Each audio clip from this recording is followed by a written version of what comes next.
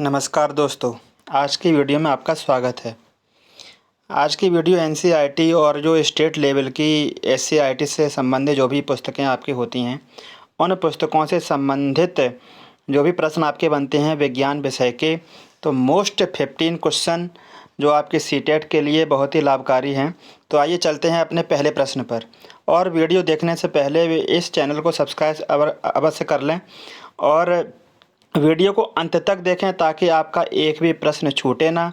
और किस तरीके से प्रश्न आते हैं सीटेट जैसे एग्ज़ाम में, तो जिससे कि आपको हल करने में कोई भी परेशानी ना हो।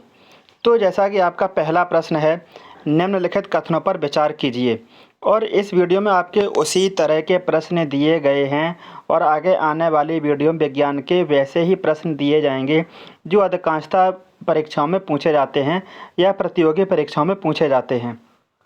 चाहे आपकी सीटेट की एग्ज़ाम हो या अन्य किसी भी ऐसे प्रतियोगी एग्ज़ाम हो जिसमें कि विज्ञान विषय से संबंधित जो भी आपके प्रश्न बनते हैं, प्रश्न आते हैं, कैसे पूछे जाते हैं और किस तरीके से हल करने हैं, ये सारी वीडियो में आप लोग आज इस वीडियो में देखने वाले हैं। तो पहला प्रश्न है, निम्नलिखित कथनों पर विचार कीजिए। पहला कथन है, एक कोशीय जीव की प्राकृतिक मृत्यु नहीं होती है। दूसरा कथन है, एक कोशीय जीव द्विखंडन के द्वारा नए जीव पैदा करता है। तो उपरोक्त में से कौन सा कथन सत्य है? आपका पहला विकल्प है पहला कथन, दूसरा विकल्प है दूसरा कथन, आपका तीसरा विकल्प है पहला और दूसरा कथन दोनों सत्य हैं, और जो चौथा विकल्प है इनमें से कोई नहीं, ना पहला ना दूसरा। तो आपको अगर एक कोश के जीव के बारे में जानकारी अगर आपको बता दें तो एक कोश की जीव की न तो प्राकृतिक मृत्यु होती है, वो एक तरीके से अमर जीव होते हैं, और एक कोश की जीव द्विखंडन के द्वारा नए जीव भी पैदा करता है। तो इसका जो सही विकल्प होगा वो होगा सी। सही विकल्प सी, यानी कि पहला और दूसरा कथन दोनों ही सत्य हैं। अगर हम इसके बारे में देखें तो इसमें यहाँ देखो दर्शाया हुआ है कि एक कोशीय जीव की प्राकृतिक मृत्यु नहीं होती है, या यूँ कह सकते हैं कि एक कोशीय जीवों को छोड़कर कोई भी जीव अमर नहीं है। एक कोश की जीव में जनन कोशिका दो में विभक्त होकर नए जीवों को जन्म देती है। बहुत से जो एकल कोशिका जीव द्विखंडन से उत्पन्न होते हैं, जिनमें एक कोशिका दो भागों में विभक्त हो जाती है और प्रत्येक भाग वयस्क जीव के रूप में तीव्रता पूर्व वृद्धि कर जाता है, जैसे कि आपके अमीबा हुआ या पैरामीशियम हुआ। अगर हम इनके दो खंड कर दें तो इनमें दो कोशिकाएं हो जाती हैं और प्रत्येक जीव अलग अलग हो जाता है, यानी कि वो एक नए जीव को जन्म देती है। आपका अगला प्रश्न आता है, अलैंगिक जनन की विशेषताओं के संबंध में नीचे दिए गए कथनों पर विचार कीजिए। अलैंगिक जनन की विशेषताओं के संबंध में तो आपका पहला कथन है, इसमें एकल जीव संतति उत्पन्न करने की क्षमता रखता है। दूसरा कथन है, अलैंगिक जनन केवल पादपों में पाया जाता है। इसका तीसरा कथन है, इस विधि द्वारा उत्पन्न होने वाली संतति आनुवांशिक रूप से एक समान होती है। तो उपरोक्त में से कौन सा कथन सत्य है? तो पहला विकल्प है कि पहला और दूसरा कथन सत्य है। बी विकल्प में दूसरा कथन सत्य है। आपका जो तीसरा विकल्प है पहला, दूसरा और तीसरा कथन सत्य है। और जो आपका चौथा विकल्प है पहला और तीसरा कथन सत्य है।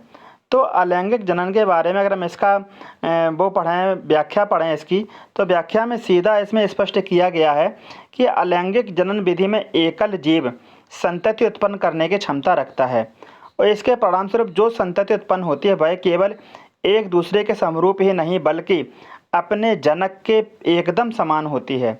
यानी कि जिसके द्वारा उत्पन्न होती है ये संततियाँ, यानी कि ये संतान आनुवांशिक रूप से भी एक समान होती हैं। इसका दूसरा कथन भी सत्य है। दूसरे कथन में यह कहा गया, दूसरा कथन इसका असत्य है। दूसरा कथन यह कहा गया है कि अलैंगिक जनन सामान्य रूप से केवल एकल जीव, पादप तथा जीव आदि में पाया जाता है। और आपका जो दूसरा कथन है जो आपका प्रश्न में लिखा है, प्रश्न में केवल इतना लिखा है कि अलैंगिक जनन केवल पादपों में पाया जाता है।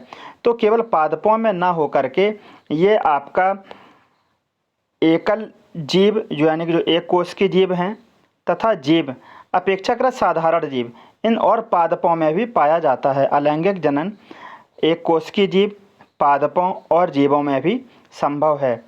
तो इसका जो कथन जो सत्य है पहला और तीसरा, यानी कि इसका जो सही विकल्प होगा डी, पहला और तीसरा विकल्प सत्य है। इनमें पहला जो है आपका, इसमें एकल जीव संतति उत्पन्न करने की क्षमता रखता है, ये भी बात सही है। और जो तीसरा जो विकल्प है, इस विधि द्वारा उत्पन्न होने वाली संतान आनुवंशिक रूप से एक समान होती है।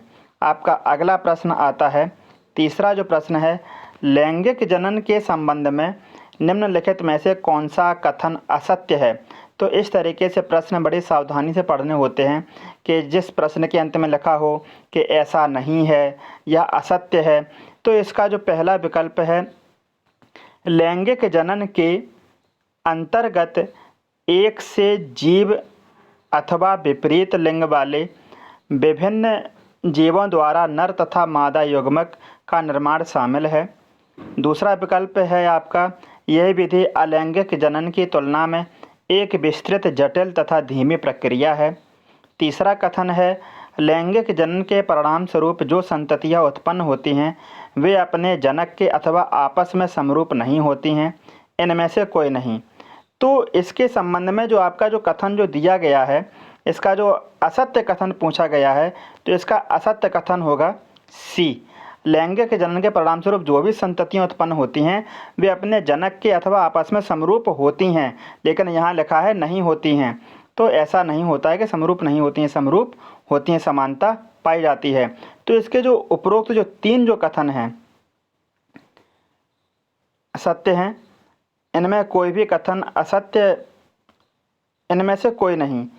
तो ये जो आपका इसकी जो व्याख्या दी गई है, लैंगिक जनन के संबंध में उपरोक्त तीनों कथन सत्य हैं, कोई भी कथन सत्य नहीं है।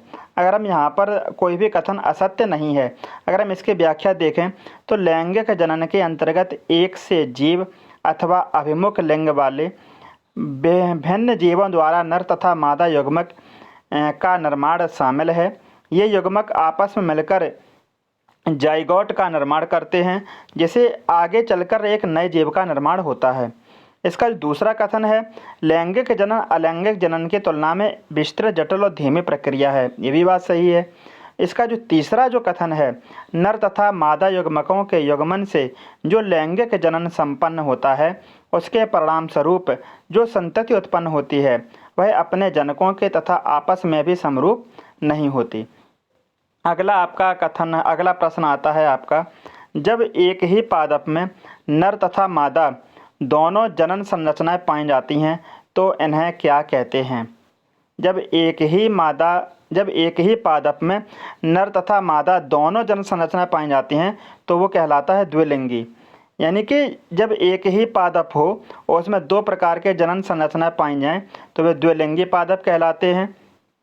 वो जब एक ही पादप हो और एक अलग अलग हों तो वो एक लिंगी होते हैं। जैसा कि यहाँ पर ये लिखा हुआ है, पादपों में नर तथा मादा दोनों जनन संरचनाएं पाई जाती हैं, परंतु जब एक ही पादप में नर तथा मादा दोनों जनन संरचनाएं पाई जाती हैं तो वह द्विलिंगी कहलाता है। किंतु जब नर एवं मादा जनन संरचनाएं अलग अलग पादपों पर हों तो वो एक लिंगी पादप कहलाता है।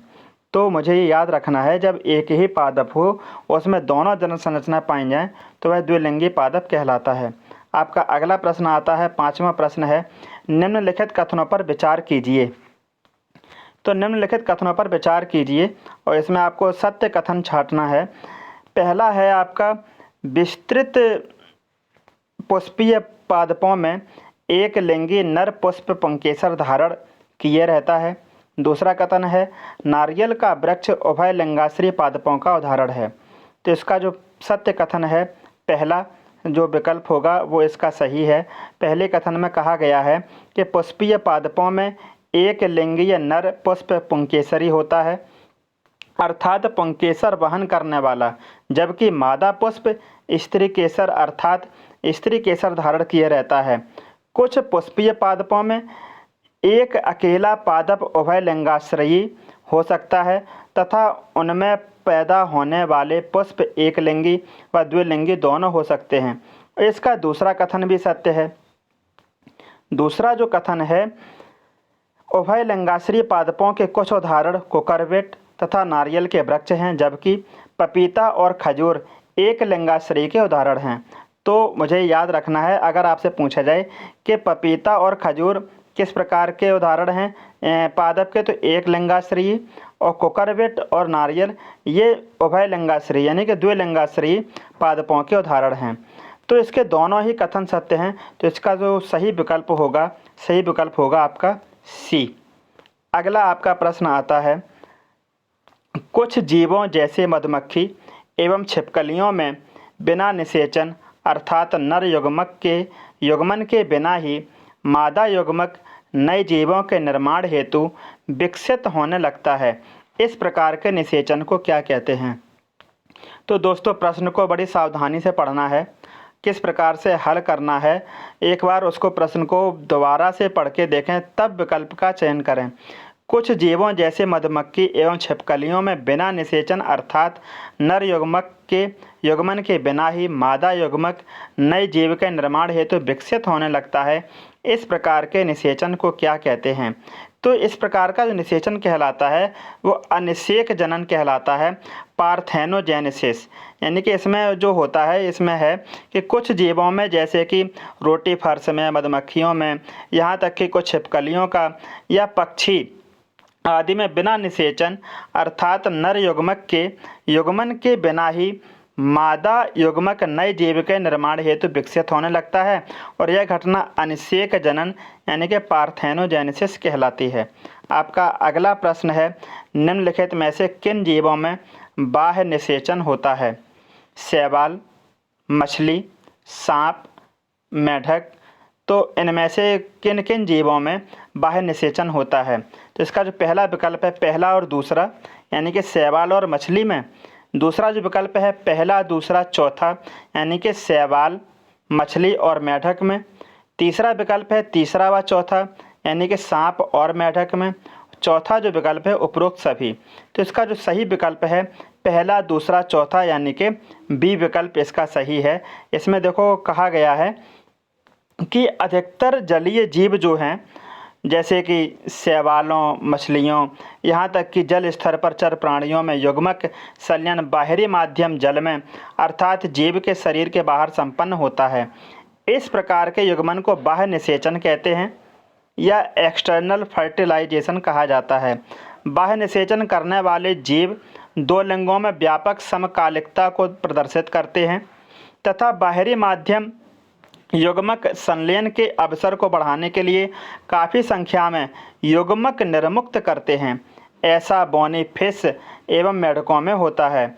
यहाँ भारी संख्या में संतानें पैदा होती हैं, परंतु इसमें सबसे बड़ी कमी यह है कि इनकी संतानें शिकारियों का शिकार होने जैसी और नाजुक स्थिति से गुजरती हैं और वयस्क होने तक उनकी उत्तरजीविता काफ़ी जोखिमपूर्ण होती है। तो अगर प्रश्न में जो है कि बाह्य निषेचन किन किन जीवों में संभव है, तो बाह्य निषेचन आपका शैवाल, मछली और मेढक, यानी कि इसका जो सही विकल्प होगा शैवाल, मछली और मेढक। तो इसका सही विकल्प होगा बी। आपका अगला प्रश्न आता है, 8वां प्रश्न है, पक्षियों तथा सरीसृप वर्ग के प्राणियों द्वारा निषेचित अंडे का आवरण किस पदार्थ का बना होता है? तो ये जो बना होता है कैल्शियम का। तो इसके बारे में जो लिखा है कि पक्षी तथा सरीसृप जैसे अंड प्रजक प्राणियों द्वारा निषेचित अंडे का आवरण, आप लोग सभी लोग जानते हैं कि कैल्शियम से निर्मित होता है, कैल्शियम का बना हुआ होता है, इसमें कैल्शियम की मात्रा होती है। अगला है आपका 9वां प्रश्न, निम्नलिखित में से कौन सा पुष्प नर जनन अंग का प्रतिनिधित्व करता है? तो इनमें से पुष्प का कौन सा पुष्प? तो पुमंग एक ऐसा पुष्प है जो पुष्प नर जनन अंग का प्रतिनिधित्व करता है। जैसा कि इसमें है कि पुष्प में नर एवं मादा जनन संरचनाएं पुमंग तथा जयांग विभेदित एवं विकसित रहती हैं। पुमंगों से भरपूर पुंकेसरों का गोला नर जनन अंग का तथा जयांग मादा जननांग का प्रतिनिधित्व करता है। तो पुमंग आपका जो होता है पुंकेसरों से भरा हुआ होता है और ये आपका नर जनन अंग का प्रतिनिधित्व करता है और जयांग मादा जनन अंग का प्रतिनिधित्व करता है। अगला आपका प्रश्न है आपका 10वां प्रश्न है, पराग कण के परिपक्व होने पर उसमें कायिक कोशिका तथा जनन कोशिका का विकास होता है। दूसरा कथन है, पुष्पीय पौधों के परागकण पुष्प पोषक तत्वों से भरपूर होते हैं। इनमें से कौन से कथन सत्य हैं? तो इसका पहला दूसरा दोनों कथन सत्य है, तो इसका सही विकल्प होगा सी। उपरोक्त दोनों कथन सत्य होंगे। जब परागकण परिपक्व होता है तो उसमें 2 कोशिकाएं, एक कायिक कोशिका और एक जनन कोशिका समाहित होती हैं। कायिक कोशिका बड़ी होती है जिसमें प्रचुर खाद्य भंडार तथा एक विशाल अनियमित आकृति का केंद्रक होता है, जबकि जनन कोशिका छोटी होती है और कायिक कोशिका के जीव द्रव में तैरती रहती है। ये जो जितने भी आपको व्याख्यात्मक प्रश्न मिल रहे हैं, प्रश्नों की जो भी आपको व्याख्या मिल रही है, उससे भी कई ढेर सारे प्रश्न आपके बन सकते हैं और परीक्षाओं में आ सकते हैं। आपका जो दूसरा कथन है उसमें जो कहा गया है कि परागकण पोषण से भरपूर होते हैं और ये आहार संपूरका के रूप में पराग गोलियों के लेने का प्रचलन बढ़ा है। पश्चिमी देशों में भारी मात्रा में पराग उत्पाद गोलियों एवं सिरप के रूप में बाजारों में उपलब्ध हैं। पराग खपत का यह दावा है कि यह खिलाड़ियों एवं धावक की कार्यदक्षता में वृद्धि करता है। आपका अगला प्रश्न आता है, पुष्पों के पराग कणों को संरक्षित करने के लिए क्या उपयोग किया जाता है? लैक्टिक अम्ल, द्रवीय नाइट्रोजन, द्रवीय ऑक्सीजन या इथाइल एल्कोहल। तो पुष्पों के पराग कणों को संरक्षित करने के लिए जो हम उपयोग में लाते हैं वो है द्रवीय नाइट्रोजन। यानी कि बहुत से जो पुष्पों के पराग कणों को द्रवीय नाइट्रोजन में कई वर्षों तक भंडारित किया जाता है, वो भी -196 डिग्री सेंटीग्रेड पर। इस प्रकार से भंडारित पराग का प्रयोग बीज भंडार की भांति पराग भंडारों के रूप में फसल प्रजनन कार्य में किया जाता है। अगला है आपका 12वां प्रश्न, निम्नलिखित कथनों पर विचार कीजिए। आपका जो पहला कथन है, पुष्पीय पादपों में निषेचन परागण की प्रक्रिया के द्वारा होता है। पौधों में परागण केवल जीवीय कारक या अभिकर्मक के द्वारा ही होता है। तो इनमें से कौन सा कथन सत्य है? तो इसमें जो सत्य कथन पूछा गया है तो इसका जो सही विकल्प होगा ए, कि पुष्पीय पादपों में निषेचन परागण की प्रक्रिया के द्वारा होता है। तो पहला कथन इसका सत्य है। इसमें है कि पुष्पीय पादपों में नर युग्मक परागकण में तथा मादा युग्मक भ्रूण कोश में पैदा होते हैं। चूँकि दोनों ही प्रकार के युग्मक अचल स्थिर होते हैं, अतः निषेचन के लिए दोनों युग्मकों को एक साथ लाना होता है और उद्देश्य परागण की प्रक्रिया द्वारा पूरी होती है। परागकणों के स्त्री केसर के वर्तिकाग्र तक स्थानांतरण या संचरण को परागण कहते हैं। तो इसका जो सही विकल्प होगा ए, पहला। इसका दूसरा कथन गलत है, दूसरा कथन सत्य नहीं है। परागण एजेंट कारक या अभिकर्मक जीवीय या अजीवीय दोनों होते हैं, यानी कि ये प्राणी या हवा एवं पानी दोनों द्वारा लाई जा सकते हैं। अधिकतर पौधे परागण के लिए जीवीय कारकों का उपयोग करते हैं, बहुत कम पौधे अजीवीय कारकों का उपयोग करते हैं। लेकिन इसमें यहाँ पर कहा गया था कि पौधों में परागण केवल जीवीय कारक या अभिकर्मक के द्वारा ही होता है, जबकि इसके द्वारा ही नहीं बल्कि परागण एजेंट द्वारा भी होता है या अजीवीय हवा या पानी द्वारा भी होता है। अगला आपका 13वां प्रश्न है, निम्नलिखित में कौन सा जीव पुष्पीय पादप के परागण में सहायता नहीं करती है? तो निम्न में से कौन सा जीव पुष्पीय पादप के परागण में सहायता नहीं करती? तितली, मधुमक्खी, चींटी या गौरैया। तो गौरैया एक ऐसा प्राणी है, एक ऐसा जीव है जो पुष्पीय पादप के परागण में सहायता नहीं करती है। अधिकांशतः जो पुष्पीय पादप परागण के लिए प्राणियों को परागण कारक माना जाता है या एजेंट के रूप में माना जाता है, जैसे मधुमक्खियाँ हुए, भौरे हुए, तितलियाँ, चींटियाँ, शलभ, कीट भक्षी, ये चमगादड़ आदि सामान्य परागणीय अभिकर्मक हैं।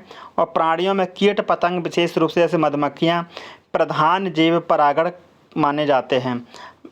अगला आपका प्रश्न है 14वां प्रश्न, निम्नलिखित में से कौन सा या कौन से आभासी फल के उदाहरण हैं? केला, सेब, स्ट्रॉबेरी। तो इन 3 में से कौन सी आभासी फल के उदाहरण हैं? पहला विकल्प है केवल एक यानी कि केला। दूसरा विकल्प है सेब या स्ट्रॉबेरी। तीसरा विकल्प है तीसरा यानी कि केवल स्ट्रॉबेरी। चौथा विकल्प है उपयुक्त सभी। तो इस विकल्प का प्रश्न आप यहाँ देख सकते हैं कि जिन फलों की संरचना में पुष्पासन की महत्वपूर्ण भूमिका होती है उन्हें आभासी या मिथ्या फल कहते हैं। तो एक तो हम पहले ये जानें कि आभासी फल होते क्या हैं, कि जिन फलों की रचना में पुष्पासन की महत्वपूर्ण भूमिका होती है, जैसे सेब, स्ट्रॉबेरी।